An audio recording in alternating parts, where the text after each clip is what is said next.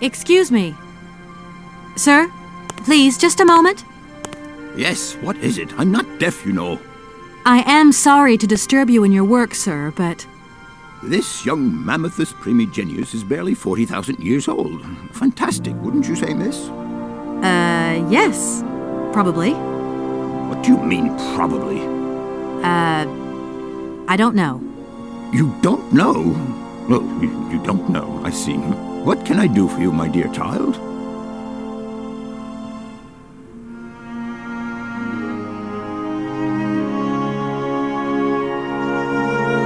To tell you the truth, I don't know very much about mammoths, and I'm not here as a student. In fact, I'm a lawyer. It's all right. Nobody is perfect. All the same, the study of the Pleistocene period is fascinating. I'm sure it is, but I'm sorry to say my current mission is totally monopolizing my time. Another time, maybe. Ah, that's what they all say. But anyway, let me present myself. I'm Cornelius Ponce, Emeritus Professor and Lecturer at the University of Barrockstadt. I'm proud to say that I'm head of the Department of Paleozoology at our university. Kate Walker. Pleased to meet you.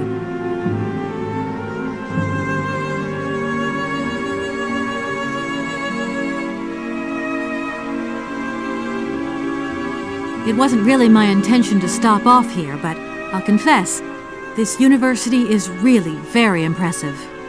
Ah, indeed. There's such a tradition of learning here. And so much knowledge, a real depth of culture, intelligence, and gray matter. I myself did my studies here and never left. Actually, I'm here because I've been summoned by the rectors of the university. Oh, I see. You must have made a mistake on your enrollment form. Oh, no. I haven't come here to study. I have an important matter of inheritance to attend to. I have to find the heir. And you hope you will find him here? I'm not altogether sure. But you see, my train broke down coming into Barrockstadt station. In that case, my dear, you must come to one of my lectures. Here's a question for you. Do you know what the Proboscidean order is? The Probowhatian? Ah, you see. There are gaps in your knowledge that need refreshing.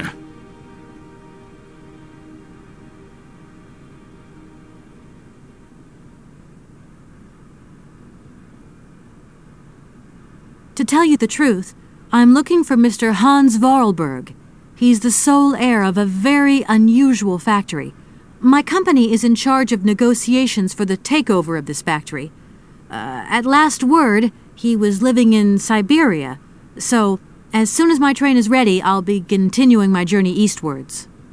Syberia. Ah, Syberia. But what was it you said again?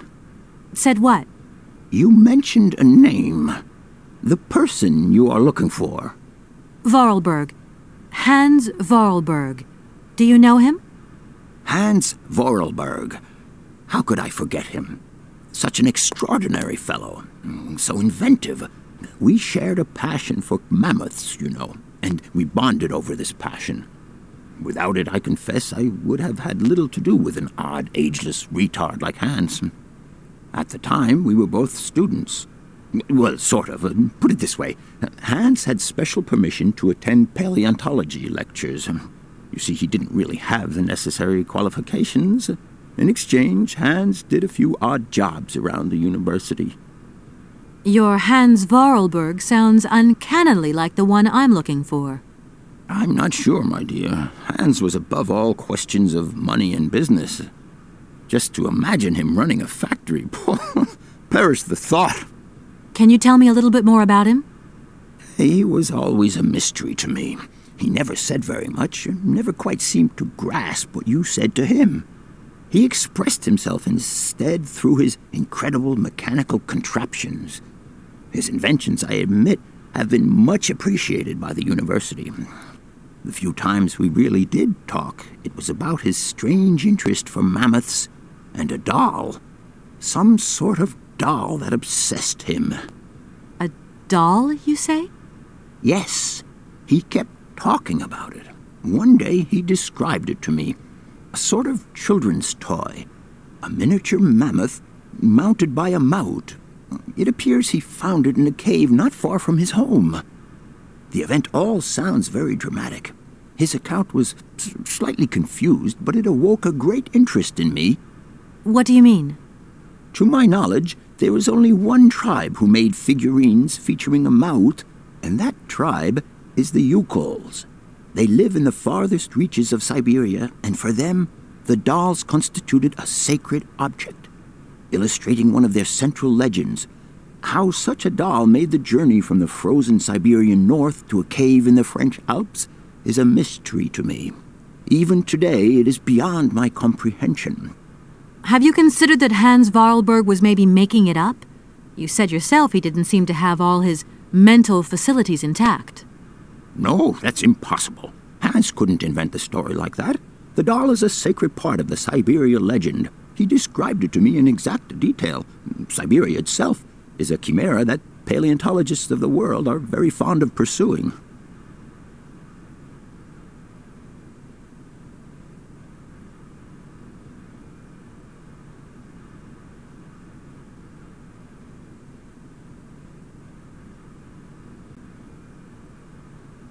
My train stopped in a peculiar aviary. It's very odd. A lot of bird species seem to seek harbor there. Ornithology is far from being my favorite subject, but I must concede that the station is the pride of the university. It was initially intended for teaching purposes, but then birds started arriving from all around the world. It seems that there are still rare species breeding there and flourishing. Are there? Can you give me an example? I have been told about a kind of bird with peculiar habits. Let's see now, the Amazon cuckoo, that's right. But, I'm so foolish, I can't remember what was so special about it. Just that its behavior is very peculiar. The Amazon? Where's the Amazon? What is the Amazon? I'm sorry, my dear, but one cannot learn everything in a lifetime. Specialization is the key to real knowledge. Why don't you pay a visit to our library? Thank you very much. I'll leave you in peace. I hope I haven't disturbed you too much. Sorry? No, not at all, my dear child.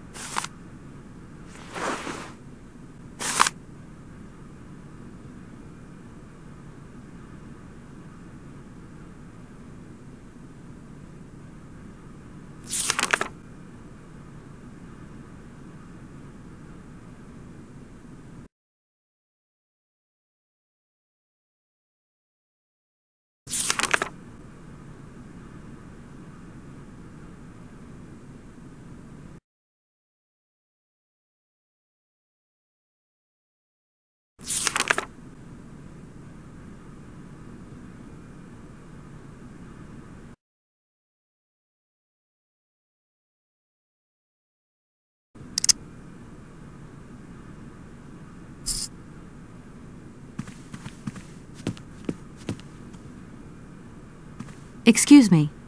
Can I disturb you a second? No. You could be a little bit nicer about it. Keep quiet. In case you haven't noticed, we're somewhere that requires silence and tranquility.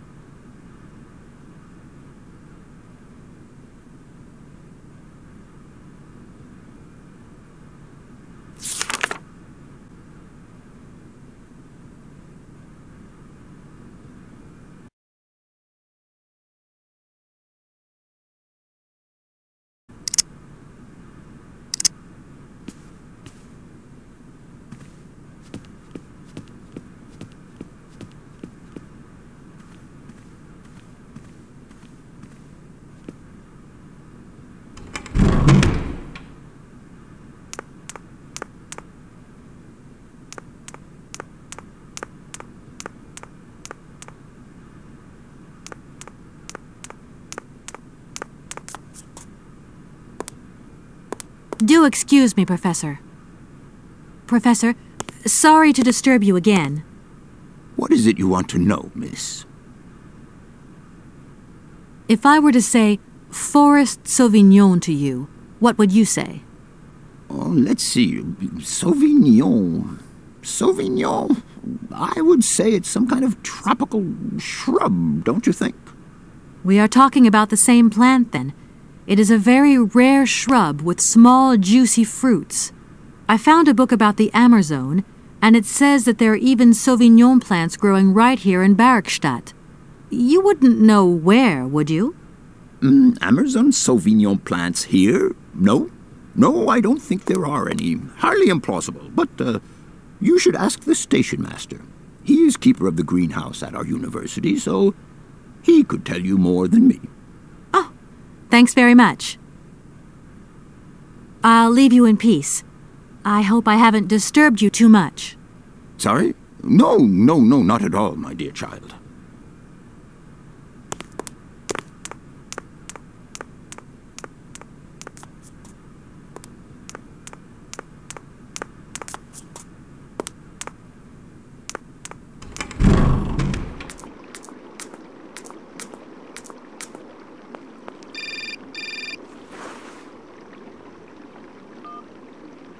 Hello?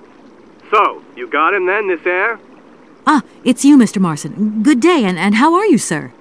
I'll feel a whole lot better when this whole business is over and the sales contract is signed. Where the hell are you? I'm in Barrockstadt. What? What in God's name are you doing there? It's a magnificent university town. It would appear Hans Vorarlberg once passed by here several years ago. So if he isn't there anymore, then there's no point hanging around. I hear what you're saying, sir, but I have good reason to believe that Hans Vorarlberg is still alive. For the time being, I'm trying to gather extra information from people who have known him. What's your next destination? I'm not exactly sure yet. Doesn't sound like you know too much, Kate. I just need a bit of time, Mr. Marson.